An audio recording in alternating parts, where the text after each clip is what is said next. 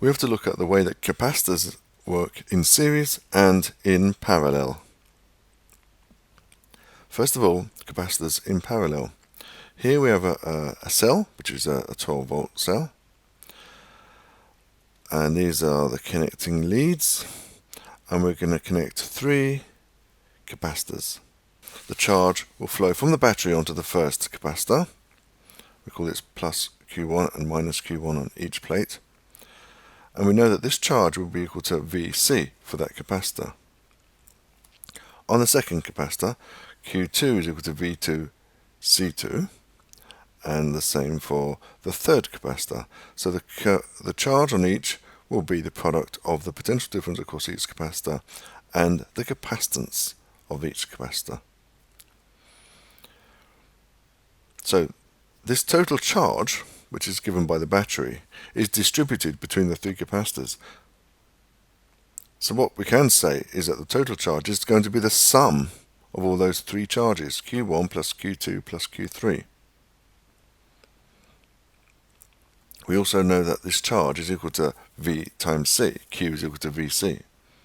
So if we add these charges up, Vc is equal to V1C1 plus V2C2 plus V3C3, which is basically the charge on each capacitor. However, since they're all in parallel, we know that the voltage across each, the potential difference across each, must be the same. This makes life a little bit easier. So the voltage is going to have the same value. So we have Vc is equal to Vc1 plus Vc2 plus Vc3. And what we can do is basically divide by V.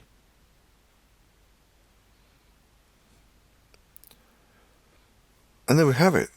The equivalent capacitance is the sum of the 3 capacitances added together.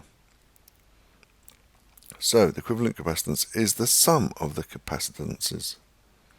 In other words, the capacitances in parallel add up.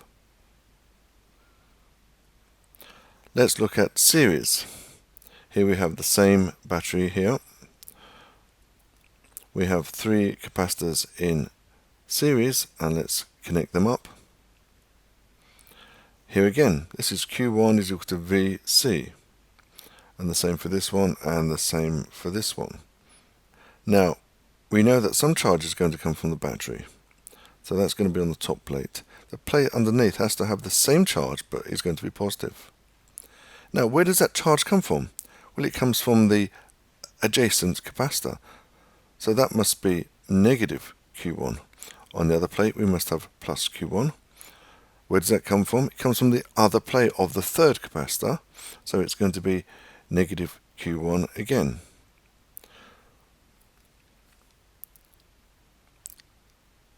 So we notice that these charges are all going to be the same.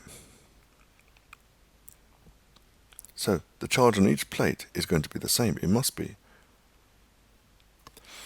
Now we know that the potential differences around the circuit must add up. This is one of Kirchhoff's laws.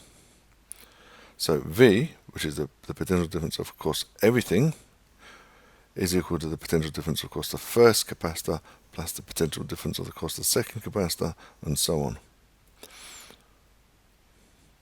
But we also know that Q is equal to Vc, in other words, V is equal to Q over C, so we can substitute Q over C into all these terms here. But what do we say about Q?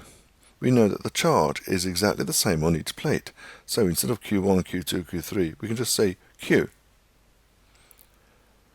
Now, what do we need to do to get rid of Q now? Just divide everything by Q.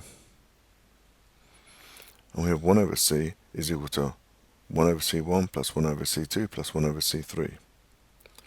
So the rule for equivalent capacitance for a number of capacitors in series is the reciprocal of the capacitance equals the sum of the reciprocals of the capacitors in the series. In other words, for capacitors in parallel, the reciprocals add up.